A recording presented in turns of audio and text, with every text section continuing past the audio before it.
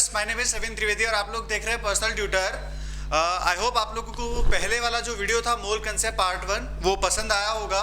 उसके बाद हम लोग इसी चैप्टर को कंटिन्यू कर रहे हैं। ये चैप्टर बहुत इंपॉर्टेंट है आईआईटी जेईई के कंसेप्ट पॉइंट ऑफ व्यू से, नीट के पॉइंट ऑफ व्यू से। तो हम लोग आज कुछ ऐसी ही चीज़ें समझने वाले हैं जो इस चैप्टर के लिए बहुत ज़्यादा काम आएगी अपने साथ में, है ना। इससे पहले वाले जो चैप्टर में, इससे पहले वाले पोर्शन में हम लोगों ने जो चीज़ें डिस्कस की थी, एक बार उसके बारे में बात कर लेते हैं। उसके पहले इस चैप्टर में हम लोगों ने डिस्कस किया था मैटर के बारे में, कि जो भी यूनिवर्स है वो दो चीज़ों से मिलकर बना होता है। इसमें एक मैटर होता है, एक एनर्जी होती है। तो मैटर आपके दो टाइप से हम लोगों ने उसे क्लासीफाई किया था। फिजिकल क्लासिफिकेशन देखा था हम लोगों ने, आफ्टर दैट केमिकल क्लासिफिकेशन देखा था। फिर हम लोगों ने दुनिया भर की सारी चीज़ें, जैसे फिजिक्स में फिजिकल क्लासिफिकेशन में सॉलिड लिक्विड गैस तरह से अलग कर दिया था। मैटर तीन टाइप से, तीन स्टेट्स होती है उसकी। और जब हम लोग केमिकल कंपोजिशन के बारे में या केमिकल क्लासिफिकेशन के बारे में बात करते हैं तो प्योर और इम्प्योर सब्सटेंसेस, प्योर में आपका एलिमेंट, कंपाउंड, इम्प्योर में आपका मिक्सचर्स आ जाते हैं, हेट्रोजेनस और होमोजेनस। ये सारी चीज़ें हम लोगों ने पढ़ रखी थी। अब हम लोग बात करना चाहते हैं मोल कंसेप्ट के बारे में, कि मोल के बारे में सबसे पहले हम लोग समझेंगे, मोल के बारे में समझेंगे कि मोल एग्जैक्टली क्या होता है ना। तो मोल जो होता है द अमाउंट ऑफ सब्सटेंस, मोल के बारे में अगर हम लोग डेफिनेशन समझना चाहते हैं, the amount of substance, the amount of substance like हो सकता है मॉलिक्यूल्स, क्या क्या हो सकते हैं, मॉलिक्यूल्स हो सकते हैं आपके, है ना, एटम्स हो सकते हैं, मॉलिक्यूल, एटम्स, और molecules, atom, the amount of substance present in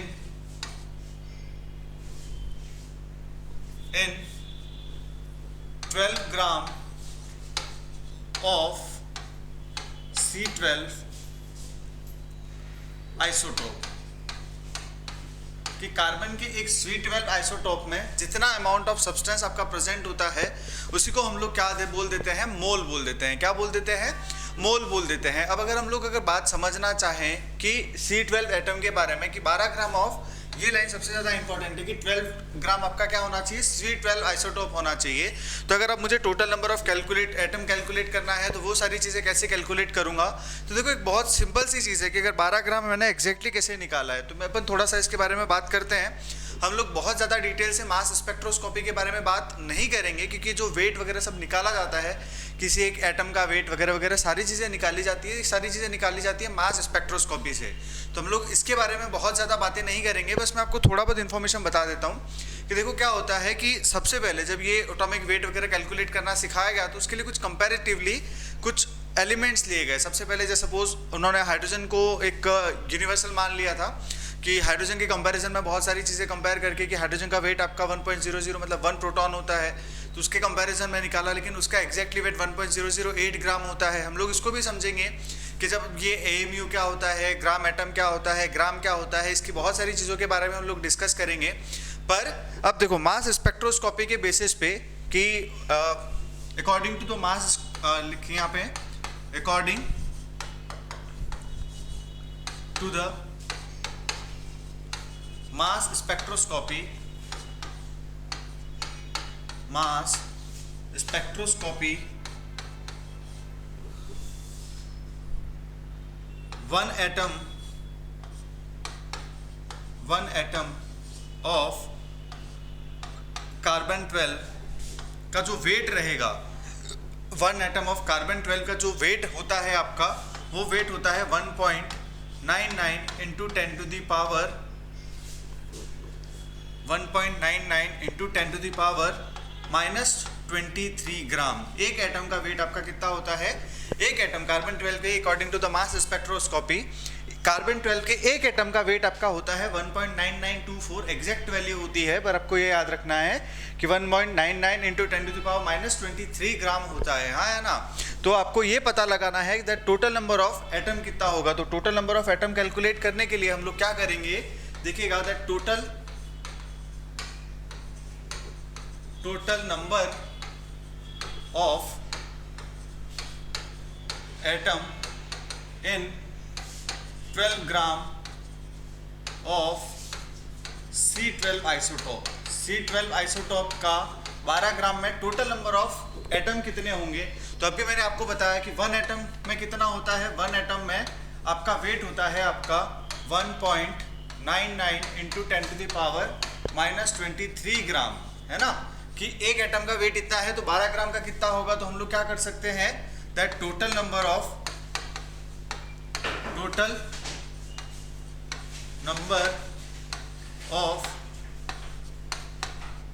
atom in 12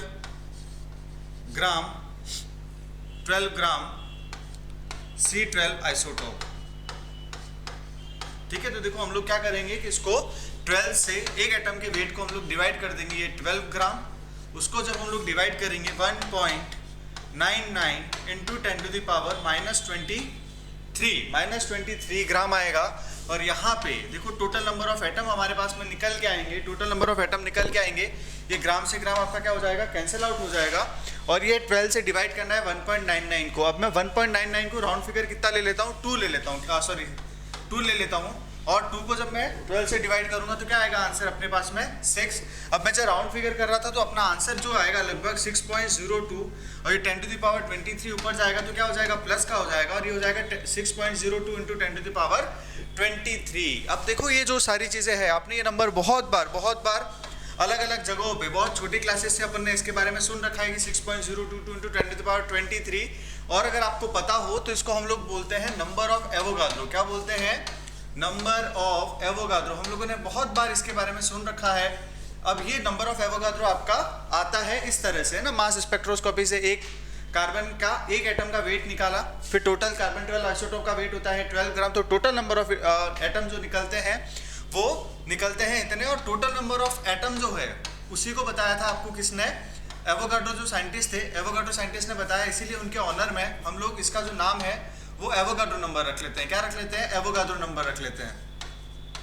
और इसी को Avogadro number which is denoted by, इसको हम लोग डिनोट करते हैं Na से। किससे डिनोट करते हैं, Na से डिनोट करते हैं। तो आई कैन से दैट कि अगर कार्बन 12 के 12 ग्राम में इतने एटम होते हैं तो इसी के बराबर, मतलब जैसे अभी इतने सब्सटेंस के बारे में बात हो गया, तो किसी भी सब्सटेंसेस में अगर इतने एटम हो जाए, कितने एटम हो जाए, नंबर ऑफ एवोगाड्रो के इक्वल एटम हो जाए, या 6.022 into 10 to the power 23 atom हो जाए, उसी को हम लोग क्या बोल देते हैं, 1 मोल बोल देते हैं। क्या बोल देते हैं, 1 मोल बोल देते हैं। आई होप आपको ये सारी चीज़ें समझ में आई हो। टोटल नंबर ऑफ एटम हम लोगों ने निकाल लिया है, टोटल नंबर ऑफ एटम निकल के आता है आपके पास में नंबर ऑफ एवोगाड्रो के इक्वल, बिल्कुल आपको याद रखना है ये। तो अब लोग आगे कुछ चीज़ें समझना चाहते हैं। मैंने आपको देखो स्टार्टिंग में सबसे फर्स्ट डेफिनेशन जो बताई थी, that total number of a substance, the amount of substance, bracket में मॉलिक्यूल्स हो सकता है, एटम हो सकता है, present in 12 gram of carbon 12 isotope. Carbon 12 isotope में जितने नंबर ऑफ एटम, जितने नंबर ऑफ मॉलिक्यूल अगर प्रेजेंट होंगे तो उसी को हम लोग क्या बोल देंगे, मोल बोल देंगे। क्या बोल देंगे, मोल बोल देंगे। अब जैसे सपोज कार्बन 12 में हम लोगों ने निकाल दिया था वो नंबर ऑफ एवोगाड्रो के इक्वल, Na के इक्वल आपके क्या हो सकते हैं, Na के इक्वल आपके एटम्स हो सकते हैं, Na के इक्वल आपके क्या हो सकते हैं, मॉलिक्यूल्स हो सकते हैं, Na के इक्वल आपके क्या हो सकते हैं, आयंस हो सकते हैं, Na के इक्वल क्या हो सकता है, बहुत सारी चीज़ें हो सकती है।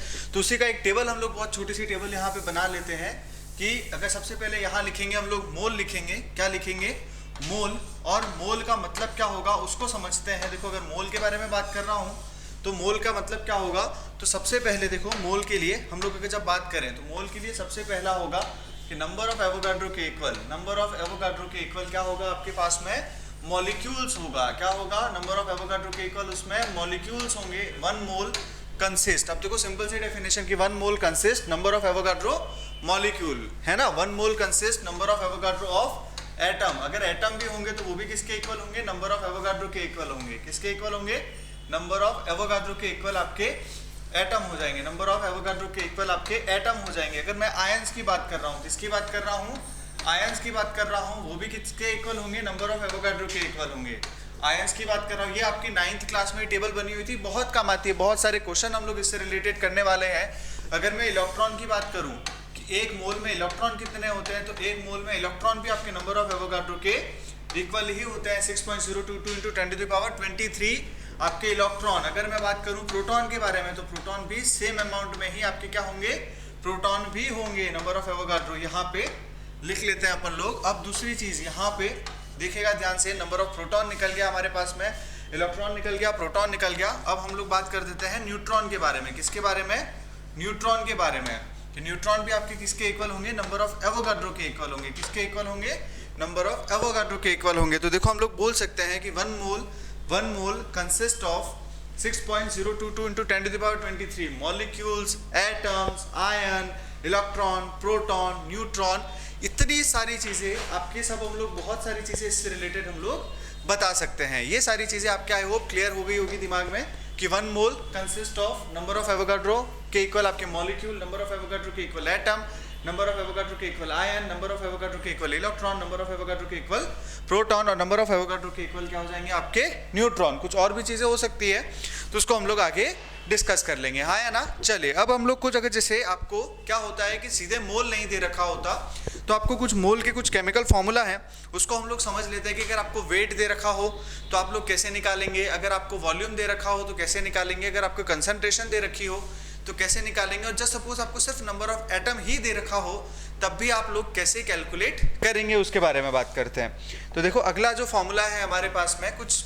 फॉर्मूला लिख रहे हैं मोल के कंसेप्ट में, तो यहाँ लिख लेंगे हम लोग important formula to calculate mole.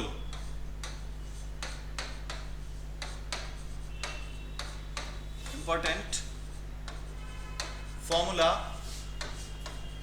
For moles के लिए कैसे फॉर्मूला कैलकुलेट करेंगे। तो सबसे पहले बात करते हैं बेटा मोल के बारे में। अगर इन केस अगर आपको वेट दे रखा है, किसके बारे में दे रखा है? वेट दे रखा है।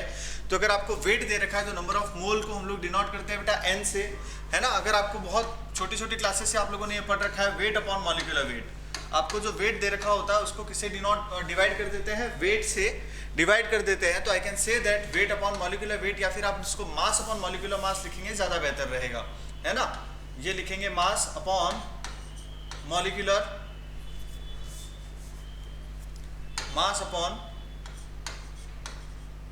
मास, इसको लिख लेता हूं मैं, that mass upon molecular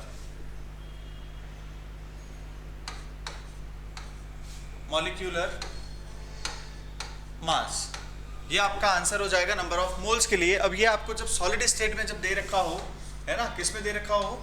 solid state में अगर आपको वेट वगैरह दे रखा हो तो आप लोग इसके लिए आसानी से निकाल सकते हैं। सॉलिड स्टेट में सारी चीज़ें अगर आपके पास में दे रखी हो तो बहुत आसानी से निकाल सकते हो। इन केस अगर आपको गैसेस, मतलब ये जो अगर गैसेस दे रखा हो और उसका वॉल्यूम दे रखा हो आपको, तो बिल्कुल सिंपल सा आंसर है, n इक्वल्स टू होता है v अपॉन 22.4। क्या होता है? v इक्वल्स टू 22.4, और ये जो v है आपका वो किस में रहेगा? लीटर में रहेगी। ये वैल्यू आपकी किस में रहेगी? v आपको लीटर में रखना है, और ये अपॉन 22.4। अगर आपको जो सपोज दे रखा हो फॉर गैसियस रिएक्शन, अगर आपको गैसेस दे रखी हो और उसका क्या दे रखा हो आपको वॉल्यूम दे रखा हो फॉर गैसियस मीडियम, कर लेंगे इसके लिए, फॉर गैसियस मीडियम आपको दे रखा हो तो उसके रिगार्डिंग हम लोग क्या निकाल लेंगे? आंसर निकाल लेंगे। क्या निकाल लेंगे कि अगर आपको इतने नंबर ऑफ वॉल्यूम दे रखा हो, गैसेस का वॉल्यूम दे रखा हो, तो 22.4 एट एनटीपी। अगर एनटीपी मतलब नॉर्मल टेम्परेचर प्रेशर जब हो तब आपको क्या लगाना है? 22.4 लगाना है। और अभी IUPAC ने कुछ चीज़ें चेंज कर रखी है कि अगर STP पे, क्योंकि बहुत सारी बुक्स आपको लिख लेते हैं कि NTP और STP दोनों पे आप 22.4 इस्तेमाल कर सकते हैं। वैसे कैलकुलेशन से इतना ज़्यादा फर्क नहीं पड़ता है आपका, लेकिन फिर भी अगर फॉर्मूला वाइज अगर आपसे पूछे तो आपको नंबर ऑफ जो मोल्स है, वो मोल की वैल्यू आपको V लीटर आपको वैल्यू रखनी है 22.7। क्या रखनी है? 22.7 रखनी है, और ये वैल्यू भी आपके लिए सेम हो जाएगी, लेकिन किसके लिए हो जाएगी? At STP। अब ये फ़र्क क्यों आता है मैं आपको थोड़ा सा वो बता देता हूँ कि NTP और STP में फ़र्क क्या होता है ना। देखो STP पे जब भी हम लोग बात करते हैं तो STP पे जो आपका प्रेशर होता है वो होता है 1 एटमॉस्फेरिक प्रेशर के बराबर होता है, हाँ या ना। और यहाँ पे होता है 1 बार। अब यहाँ पे जब बार में इसको चेंज करोगे 180 m को STP पे, तो उसकी जो वैल्यू आएगी 1.008 बार आएगी। उसके अकॉर्डिंग आपकी जो वैल्यू होती है हम लोग नंबर ऑफ मोल के लिए चेंज करके लिखते हैं V अपॉन 22.7 लिख लेते हैं ना। बस इस STP पे आपको ये चीज़ याद रखनी है, थोड़ा बहुत आपका आइडिया रहेगा दिमाग में कि हाँ अपने को एसटीपी पे 22.7 लेना है। उसके बाद हम लोग अगर बात करें कि नंबर ऑफ मोल्स तो निकाल दिया हम लोगों ने, अब अगर बात कर रहे हैं कि अगर आपको दे रखा हो सॉल्यूशंस वगैरह दे रखा हो, क्या दे रखा हो कि सॉल्यूशन दे रखा हो और उसका अगर आपको मोल वगैरह निकालना हो, कंसंट्रेशन दे रखी हो, तब उससे मोल कैसे निकालेंगे। तो जब भी कंसंट्रेशन के बारे में बात करते हैं तो हम लोग कंसंट्रेशन में हमेशा सिर्फ मोलारिटी लेते हैं। क्या लेते हैं?